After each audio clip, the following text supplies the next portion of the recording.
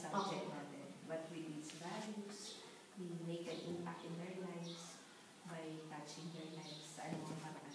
Diba? Pag yung isang estudyante, binigyan mo ng atensyon o importansya, tatandaan ka niya.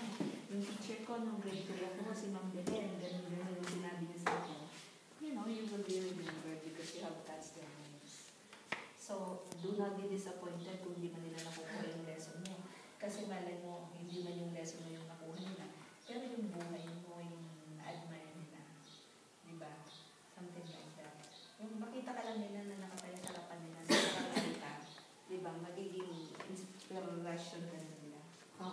Yun yung patuloy. So that is your professional life.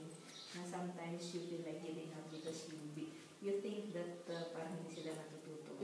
So, how do you go back? Paano naibabalik yung sarili mo sa mission mo na magturo? Ano po?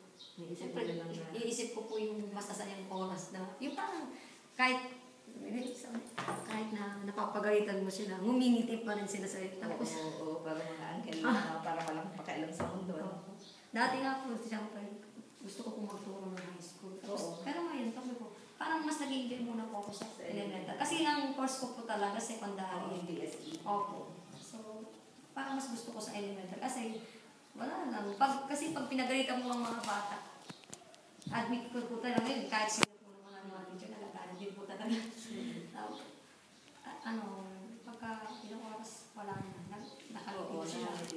Unlike po sa high school. Magre-rebelde pa yun. Diba? Magtatagal pa lang siya. So that is your professional life. You meet challenges. Your family life is okay because your two sisters are in school and okay naman. May work naman. How about your love life? Wala po. Ay, wala po. Bakit ano? Igang joke. Bakit ano? Zero. Zero ba? As in, Valentine's na. Wala naman po. Wala pa. Parating pa lang. Parating pa lang. Baka ano lang, nandiyan lang sa harapan pero hindi mo nakikita. Walang bulag-bulag ka. O baka naman ayaw mong pansinin. O baka naman alangan sa'yo. Siguro, ewan po. Siyempre, hindi mo naman po natin masasabi. Meron po kasing, ewan po, bahala po sila. Bahala po sila. May date po sa banjo. May seminar. May seminar ka sa banjo.